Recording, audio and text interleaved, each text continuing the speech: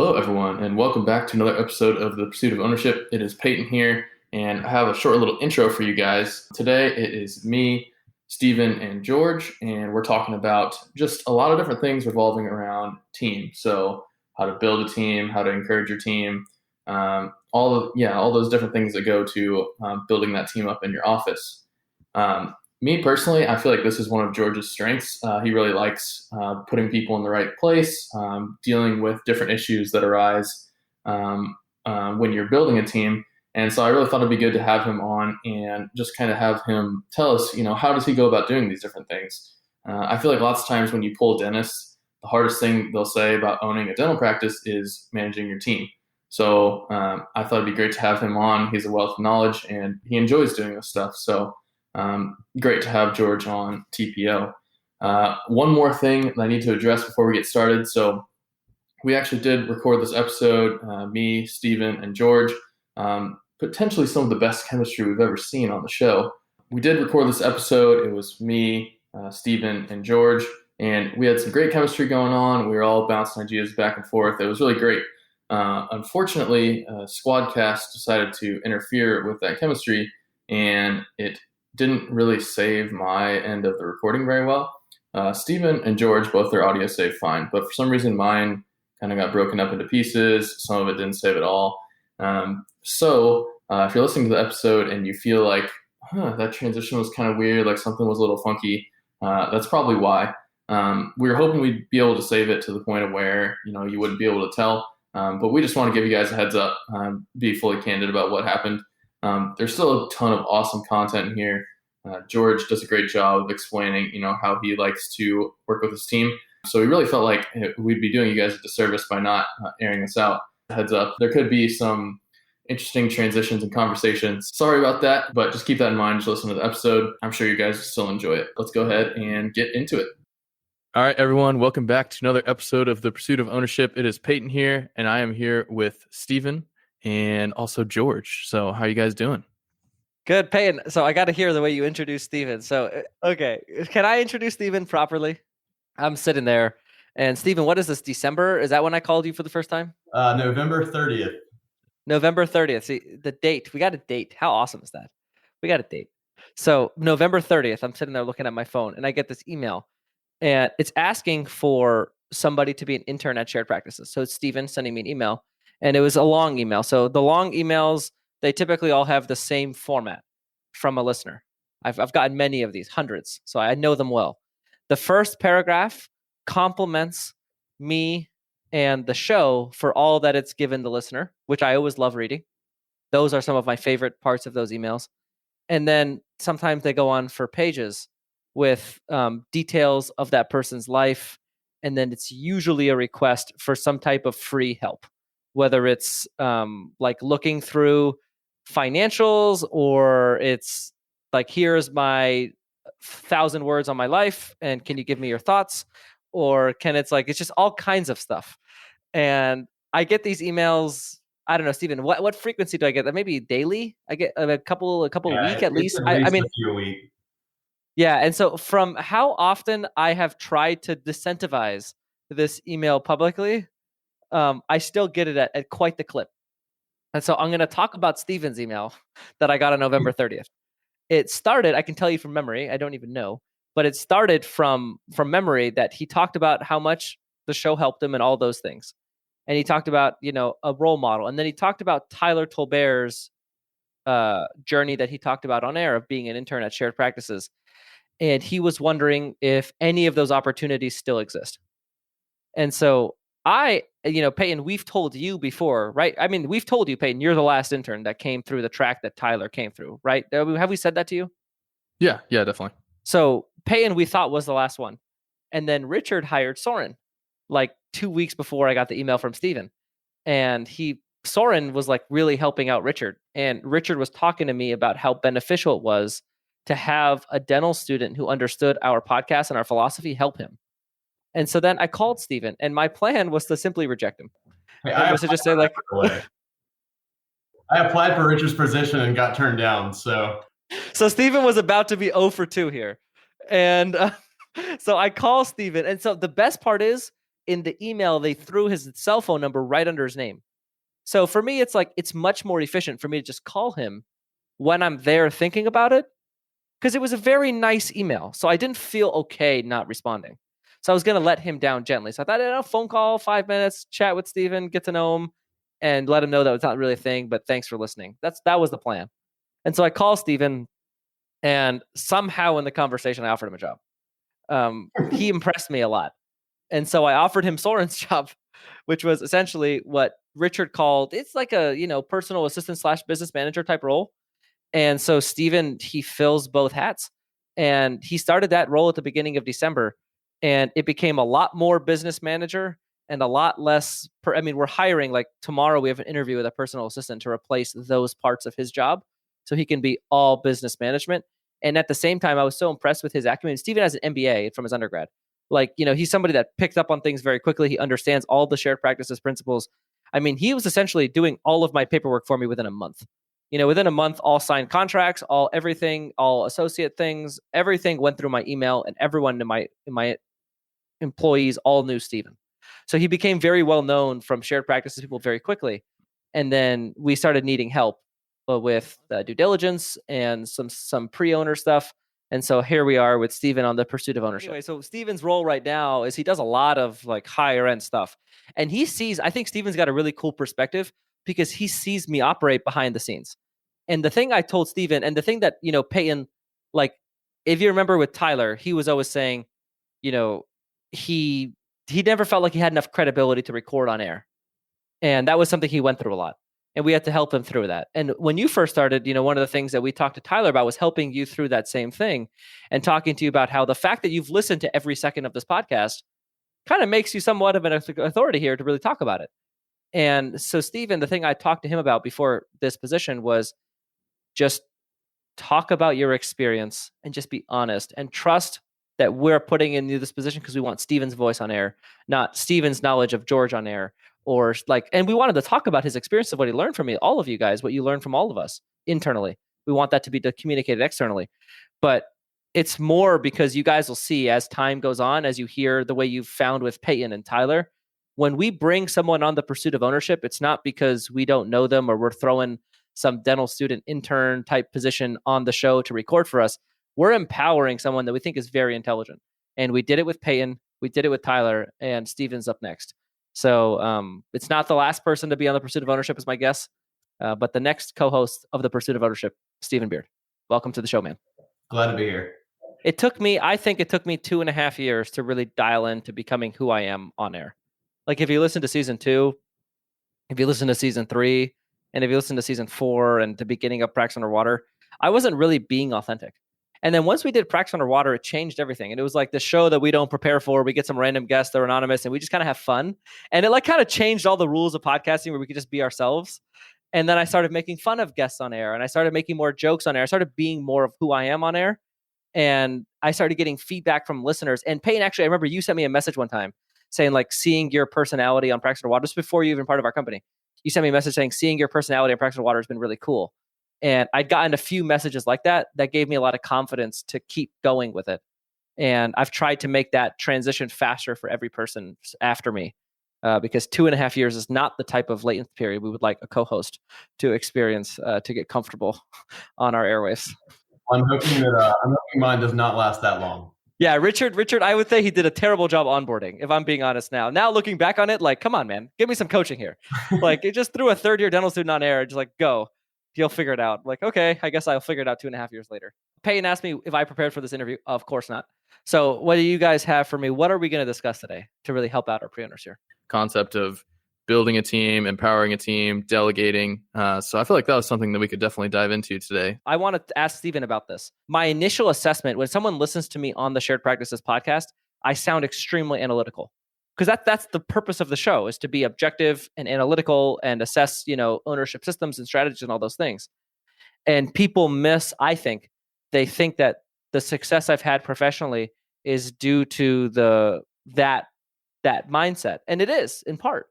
But there's a big part that people, I don't think, get to see as often, which is my ability to what I call manage people or manage leaders or lead leaders. My leadership qualities, I think, is something that I've spent a lot of time developing. And I think that internally, you guys see that a lot more than people see externally.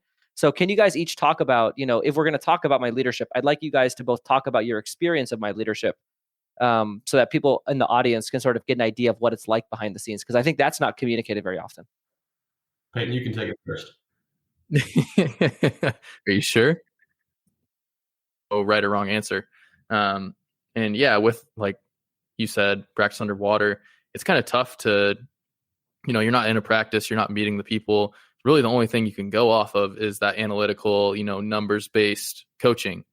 But, in your own office, or when you really get to start to know someone's situation, those people problems are what really, make you tick. And even within shared practices, you love that role of putting people in the right place, putting them where their strengths and, kind of suit them. So yeah, I couldn't agree more with what you're saying. Yeah, awesome. Steven, I'll answer it, but I'm curious to hear your take. Yeah, I agree with Payton on what he's saying. One thing that I've noticed with you in the last, few months that we've been working is how you empower other people to do what they do best. You find people who have certain qualities about them, that whether it's being analytical themselves or able to take on tasks and run with them, and you let them basically just thrive. You don't let people get held back by decisions. So you allow them to make decisions and trust that those decisions are going to be made to the best of their ability. And so I can say that with my own personal experience, but also how I've seen you manage other people as well. So that's my favorite thing. You have your office so manager. You have people at shared practices. And so you've got a lot of different hands in different buckets. And so you have a lot of different people that you're overseeing, and you are able to trust different people who are all doing things at different times. And honestly, the thing is too with that is the cost of you getting mad at them. And I don't know if I'm making sense here. Coming down on them for that 10 grand is going to be worth what you're really good more at is than trusting 10 grand people over the cost of over the time of them being in practice. People are making decisions that they think are best. And even when they screw up, those decisions were made with the best intent. And so if the intent was what you're looking for, then the decision itself and the outcome of the decision is not necessarily what matters to you. And so I feel like your ability to let people thrive in their own lane is really useful. So Steven, can you talk about, we don't have to use a specific example, but can you talk about a time that you thought you've made a mistake, what you thought would happen, how you thought it would go, what I ended up doing, and how that made you feel, and what you did as a result? Kind of talk about from the employee's perspective, because I think that, and I know you're not a traditional employee, but like you see it from both sides. You see me, the leader, I coach you as a leader, and then you also see it from the employee side. So can you kind of like talk about we don't have to use a specific example of anything you did, but like, obviously everyone makes mistakes. So if Steven and I have been working together for the last 6 months, hey, guess what, guys? Steven has made mistakes. And that's okay. That's normal. That's life. I make mistakes, and I think that how you handle them as a leader. So let me use an example. So I walked into my practice. I bought this office, and the first thing that they're doing is every time you treatment plan a crown, the patient goes up front, and my front desk would tell the patient, okay, I'm going to send a pre-auth and we'll call you. And it was really funny because what happened is I talked to her about this. And then what ended up happening is she talked about one time she submitted a claim and it got denied by insurance, and my seller got mad and yelled at her. And ever since then, every single time a patient needs a crown, she does a pre-auth, because that's her way of not getting yelled at. If the insurance said the patient has to collect this amount, then that was her way of making sure she didn't get yelled at.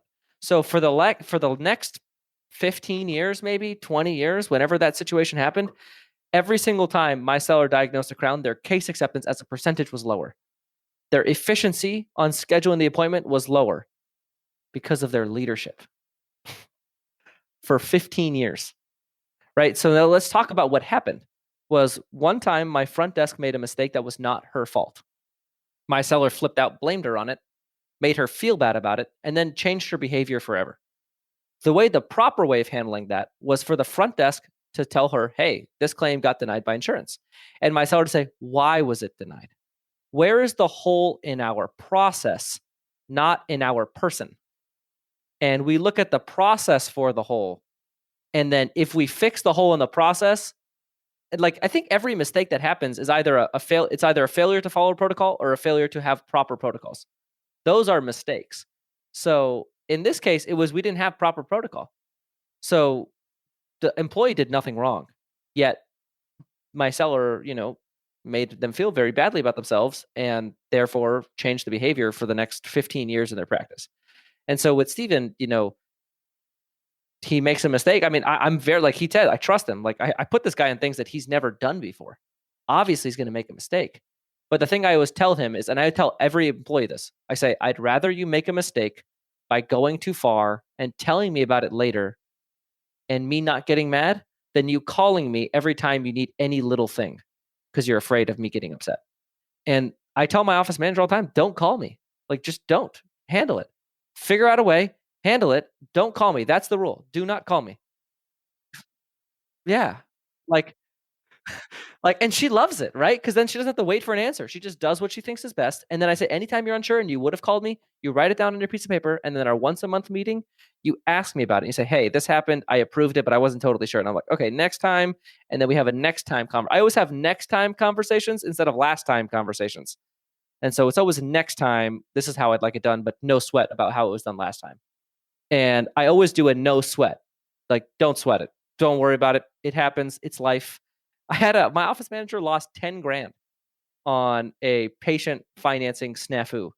And she was so nervous to tell me. She's like, I thought you were just going to like be livid. I'm like, it happens. Let's move on. Like, I don't think a lot of dentists are losing $5,000 of hard costs and just being like, no sweat. We'll just move on. Like, that's not most dentists. It's unfortunate, but it's not. Cool. I've never told this story on air before. So over COVID, we had this patient walk in with an emergency, and they ended up getting some emergency treatment. And then they came back when we opened and they got more treatment done, more comprehensive treatment that they needed. So they racked up a bill of 10 grand.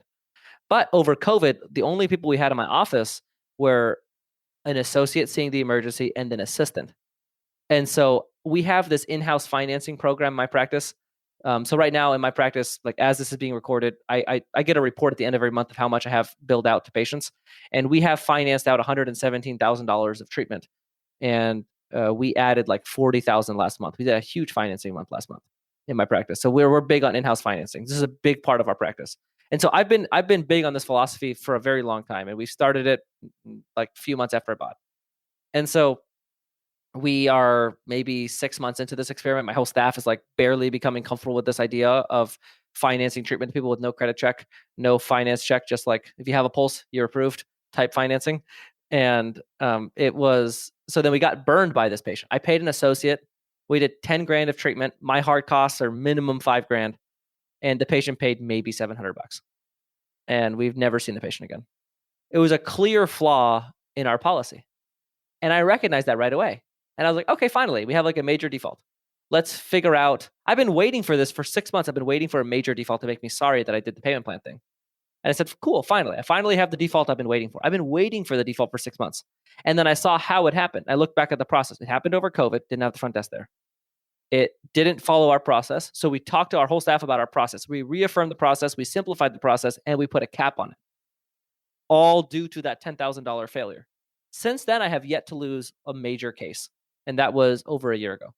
So the $10,000 loss actually was a major gain for me because it improved my in-house financing. It improved my communication team-wide about it.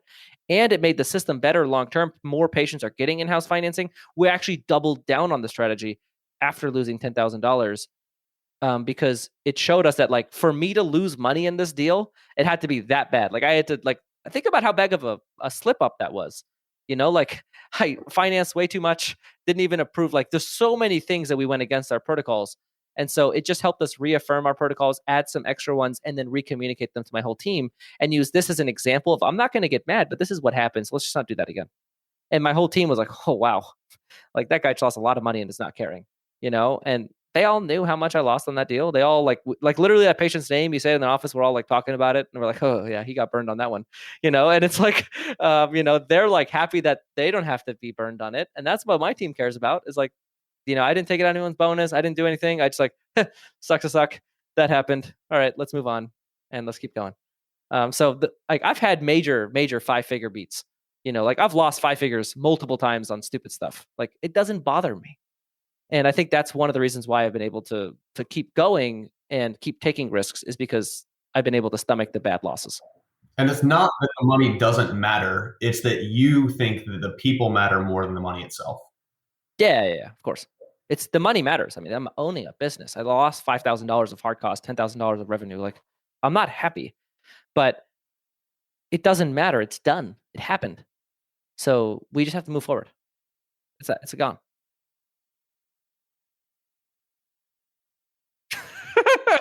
I lost 40 grand on in-flight funnels.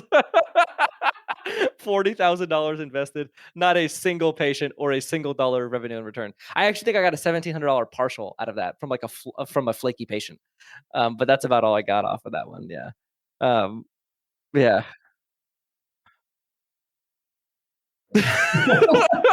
Well, the funny thing is they got me twice.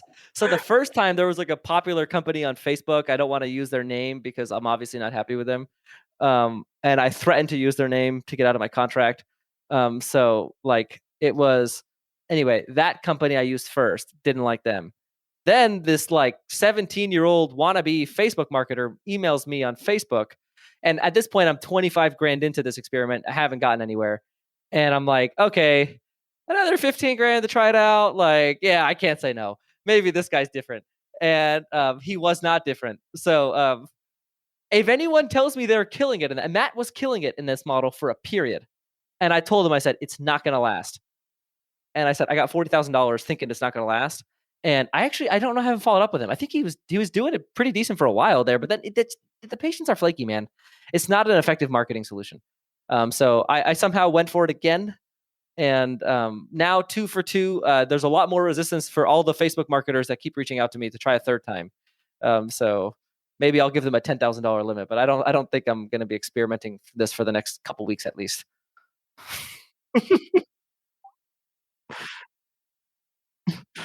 Yeah, and that's why I talk about it, right? Is like if someone had to spend money to figure out that these people are scamming people, it might as well be me. So It takes a special person to laugh about losing 40 grand, I've got to say. This has been somewhat a long intro / I don't think we're beat into the content right now, man. And So it's just go ahead. So say that you have someone who's been with you for, a little bit longer and they start to derail. How do We you have this all the time. So how do you nip it in the butt without, or like, how do you get the person that works with you back on track without them feeling like they are, I guess, not appreciated or valued? Like, how do you keep that morale but also correct? Let me give you a so can we do a hypothetical? I mean, I don't want to use real life examples so much. So like if we could use a hypothetical example of something a staff member did, I can simulate having the conversation with that staff member. So do you have a situation of anything? I could think of something if you want, but I would rather you think of something hypothetical. Anything, Payton, Stephen? Say that you're in, like you just said, with a staff member, but like you're in a meeting with the whole office and someone, And 2 team members just go at it. Yeah, that works. Perfect. Cool. Or there's like just a little constant jabs between members. Okay, how about this? So we're sitting in a meeting and one of my team members is just totally not having it and is derailing the meeting with kind of disrespectful / like making fun of what we're trying to do type jokes. So like if I'm trying to implement a handoff or a huddle, they could talk about how dumb it is that we're singing Kumbaya and like how unnecessary this is and like sort of laughing to other team members. That stuff has happened. And so that's a good example, right? So an example like that, right now it's my office manager, but initially it was me. Pull them aside and say, look, so you always start with the thing you're afraid of, right? So I'm imagining that there's some discomfort to having this conversation. Like I obviously don't experience a whole lot of it anymore, but initially there was a lot of discomfort with these conversations. And so there's some reason you're uncomfortable. And so I always start with that reason. So an example would say like, you and I have a great working relationship. Like, I love working with you. I really want you in the practice long term. My fear is that this conversation could be taken the wrong way and could make you feel like I don't want you to work in my practice with my team. So I just want to start by saying how much I want you here long term, and that's why I'm having this conversation.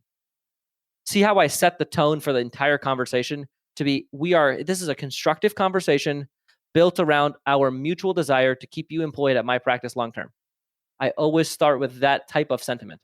Why am I afraid of having the conversation? What's my biggest fear that could come poorly from this conversation? Always start with that. Because what it does, it gets their guard down. It gets both of our guards down where we can be vulnerable. So I don't want any defensiveness from the employee. If they don't admit what they did, the conversation isn't going to go well. If an employee denies something, I don't tolerate that. I will, and that's when this doesn't go well. That's when they get fired. If we're not going to acknowledge behavior, because if we don't acknowledge behavior, then there's no change to behavior. So we have to admit what happened.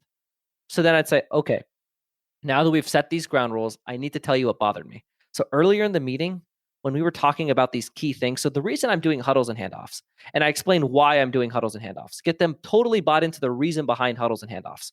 And I'll say, during the meeting, I saw you laughing. I saw you making jokes. You might have thought that was innocent. I always help them see why I see why they think they're right. They thought that was innocent. And then I show them my perspective. Other team members were getting derailed from it, and we actually got less traction on that because of those jokes you were making. So can you talk to me about why that's going on? And if there's like some major behavior like that, like something atypical from an employee, they'll typically cry. That's how you know you got them to where they need to go, if it's a woman especially. I'm sorry if the way that sounds on air, that's recorded, I said it. But the reality is, objectively speaking, the majority of staff members in the office are women. The reality is, women cry more often in public than men. Those are facts. Like, I'm sorry if that sounds sexist. I'm not trying to be. But the reality is, I have never seen a man that I employ cry to my face. And I have seen almost every woman in my initial dental office cry to me multiple times. That's why I say that. So usually when I tell a doc, if I'm being honest with them, I say, you broke the staff member when they cry. I wouldn't say that about a man, but I say that about a woman because that's typically how they behave. Sorry if that sounds a certain way, but that's just factually the way I see it. So anyway, usually I have to get them to cry, and then usually they'll discuss some core fear. And so in this example, the employee would talk about how this handoff is making the practice feel more corporate, and they liked the way it used to be, and so they resisted. Usually there's some core fear or some reason or feeling of being replaceable. Like, a lot of employees have cried about how they feel like as we've grown, we've got more systems. They see how their job is like kind of more replaceable, and they don't see their value. So they struggle with the things that make them more replaceable because they don't want to be more replaceable. So we have to coach them through these things. And so then they just need some reassurance and say like, hey, it's okay. Like, you're not replaceable. Like, you offer a lot of values in these 5 different areas. Like, you don't have to act like this. Like, you can embrace this. This is happening no matter what. And that's the next step. Once I've gotten their core fear and I'm on a vulnerable level where we're at least crying or having some type of emotional conversation about what's not working, that's how I know I got them past the defensiveness, past the logic, past the behavioral, to the true reason why they're acting out. Once you get to that true reason, then you can actually address it. So then I reassure them based on that true reason why they're acting out. And then at that point, I now move towards helping them see the impact of how this actually helps them, how they're secure in their job long term. And then, I help them and then we sort of set some new arrangements. And then usually we're like, and that's how, we're not going to do that again. And if we have it again, I have to have this conversation again. I got to nip these things in the bud. If it happens to someone else, you'd want me to have the same conversation. Yep. All right. Kumbaya. Good talk. Kind of how it would go. I've done that a lot of times, like more than I can count. Yeah, it's all the same workflow every time. Like, it's pretty predictable. Yeah, that makes sense. So I'm taking out, we need to make employee cry. Yeah, for sure. I'm sorry. If it's like a majority of dental staff team members, I would say 80% of them will cry pretty consistently. I would say, so let me use the back office as an example, because Right. The reality is back office, you communicate with a lot more than the front office as a team member. So back when I was working clinically, there was 3 assistants, 3 hygienists that I worked with a lot in the back. One of them I did not see cry. The rest I saw cry.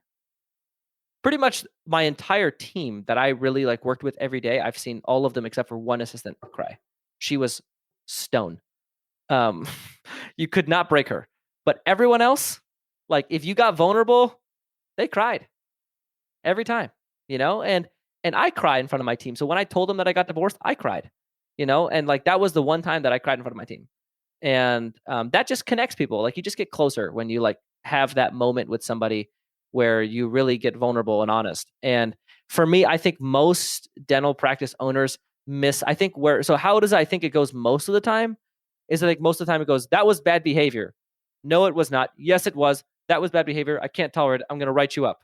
And say like, okay, my boss is an asshole. And then like they write him up and then like that conversation's over. And then they have a verbal warning to not create havoc throughout the meeting, period. And it's like that didn't accomplish anything other than like removed the behavior, but it did not actually remove the reason for the behavior. And that's what you're always trying to get to. And that's, you have to get them to cry usually to get them to be that vulnerable, to share their core fear. Like by the time someone gets to that core fear of like fear of being replaced or like all of like, they'll cry on their own. Like you're not trying to get them to cry. It's just if they're talking about whatever the real reason is, they're usually going to cry. And the reality is like, look, this is the reality of a GP dental office, especially.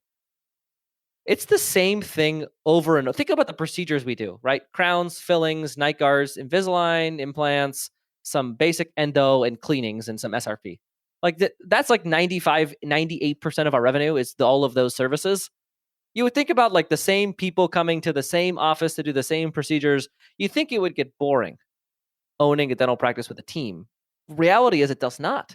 Because what's the variable that changes all the time? It's not anything related to the business. It's everything related to their lives. So they all have like spouses and kids and drama and like all kinds of stuff. Like, right, they're all humans. We all got all kinds of stuff going on in our lives. And they all bring that to the office. And so they're like fighting with each other, but not because of each other, because of the patient or because of the same things that are the same every day. It's because of what else is going on in their life that they're all bringing to the office. So you pretty much know who's causing problems based on what's going on in their lives. That's like kind of how it usually works. Like they're, kind of, they got this stuff going on. Like it kind of makes sense that we're seeing this. This is why. And like at this point, my office manager and I pretty much just like know people's core fears and why people are acting this way. And then she knows how to handle it.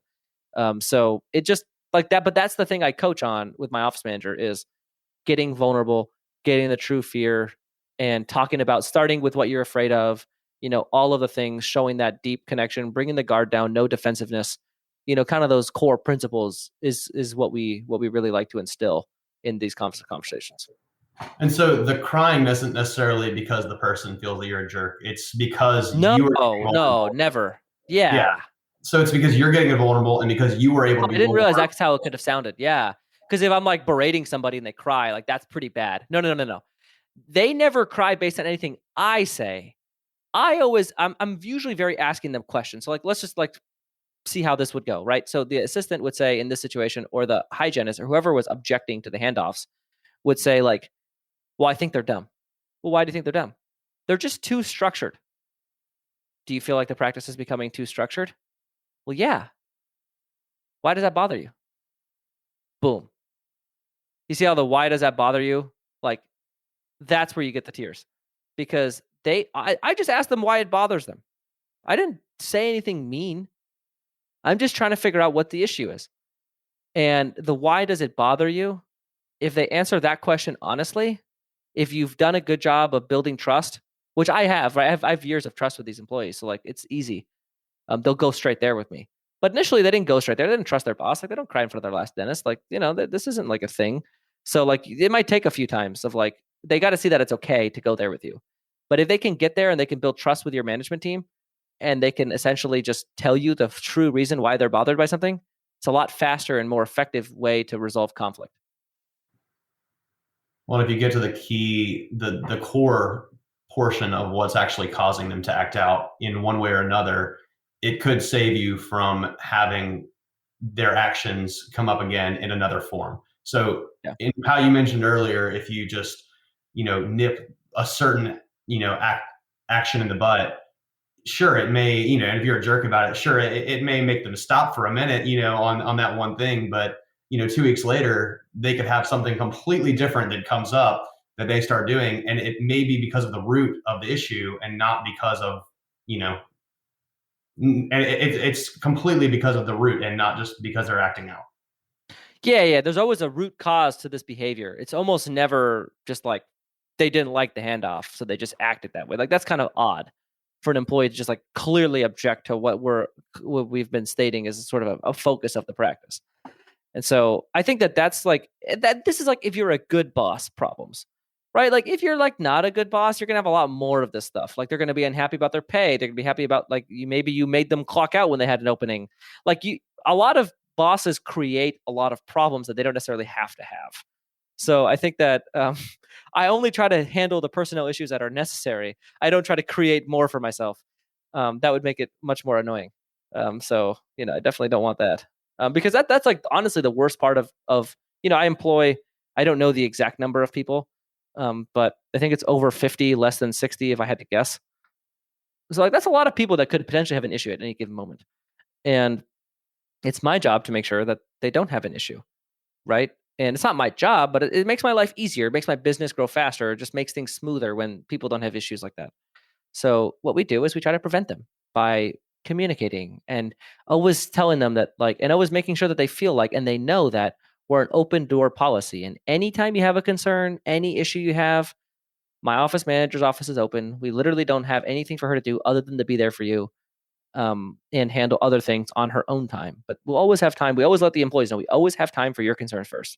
And that's why I made sure my office manager is non-operational.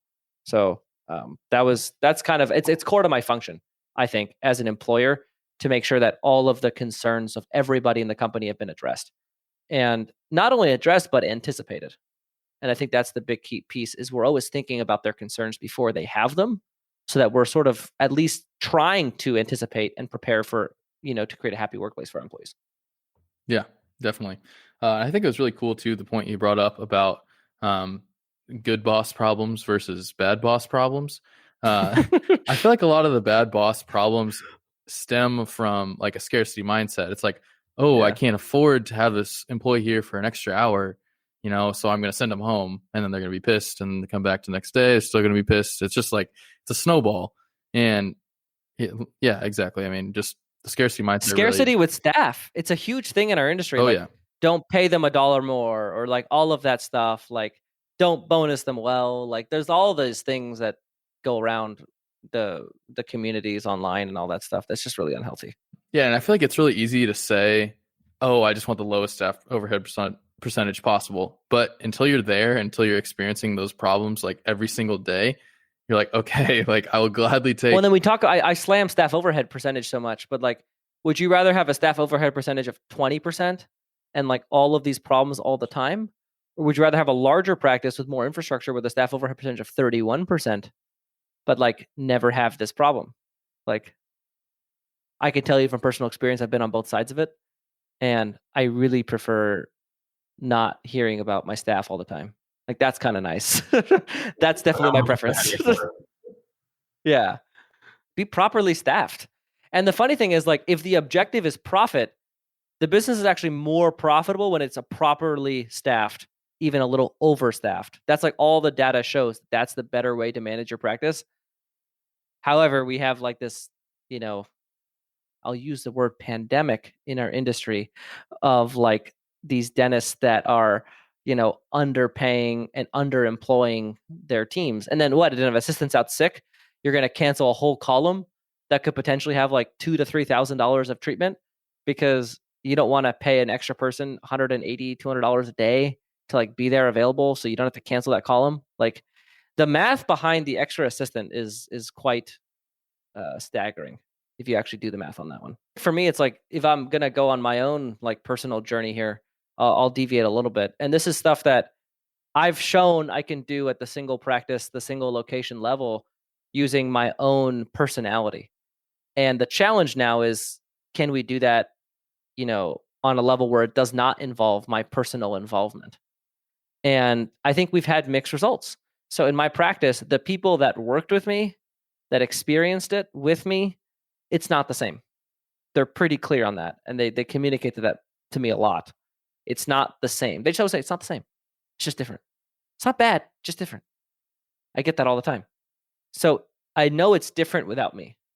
But the people that had never experienced it with me are some of the happiest employees I have, honestly. The happiest employees I have are the people that never worked with me. I have this hygienist who's never met me. And she's been working for me for months. And she's thrilled. Like everything I hear is that she's very happy. Her, you know, like it's funny. So we had this employee satisfaction survey that we did. It's actually unnerving to do for the first time. Completely anonymous.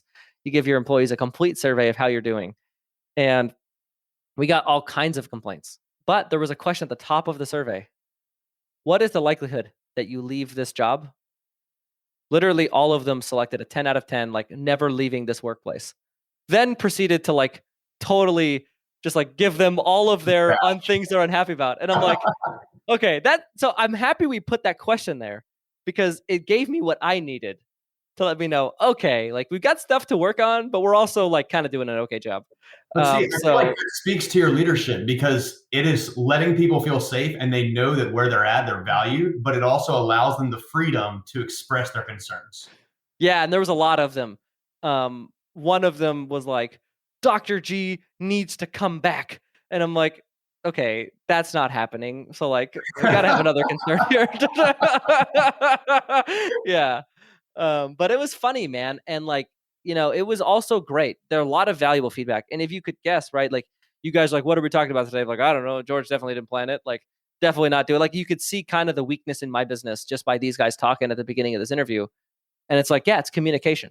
That is the biggest weakness that shows up in my leadership everywhere I go is I go too fast and I don't communicate with everyone along the way.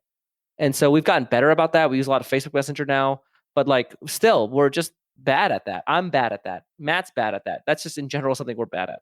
And, you know, our way of sort of mitigating that weakness is by trusting people and giving people autonomy so they don't have to ask us for things and we don't have to hear about things. And so we just try to find good people and trust them. But like, that's probably, you know, at some point we need to shore up the communication. We're trying. I was going to say back to that piece of feedback about Dr. G needs to come back. If the score is 10 out of 10, there's not a chance of coming back. Like, there was no chance I was coming back. So I make that very clear to them every time I see them. They always say, when are you coming back? I say, never. And I laugh and I'm like, you know, and they know, like it's very clear. So I started in August. I was seeing patients 4 hours a week on Wednesday afternoons only. Then I switched it to every other week. Then I switched it to once a month I'm on the schedule. Then I switched it to close the column. I'll come in once a month to the practice. Then I was like, nah, let's do happy hour instead of 2 hours once a month. And that's where we're at now. So like the writing's on the wall with my team. Like they know that I'm finding a way to create a sustainable relationship with them long term as people. And I've made that very clear to them, is that as people, they matter to me a lot. But the process of being the dentist in that practice is not something I'm interested in. And will never be, probably. I mean, probably, definitely. How was the episode? Did it meet the expectations? Did we totally just talk about nothing, or did we actually, do you think we accomplished some good stuff here?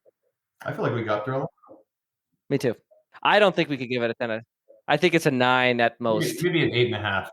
8.5. All right, I'll take my 8.5. It's Monday. It's Monday. Recording on a nice Monday afternoon. That's a bad one, Payton. 8.5 out of 10. I'll take it. I'll take an 8.5 out of 10. Yeah, to me, that's, you know, listeners happy. If every podcast at 8.5 10, I think we'd be the top rated show in dentistry. So, are we not? We are. That was a joke. No, we are. Yeah, we have been since 2018. Yeah. Yeah. Oh man. Well, yeah. Seriously, thank you so much for coming on, George. Yeah, and I'm happy to have no lack of humility on the Shared Practices podcast. You know, it's so. we have a good time. Yeah, we do. Thanks, guys, for having me on. Yeah, absolutely. Yeah. So thanks for listening, guys, and we'll see you guys next week on the Pursuit of Ownership.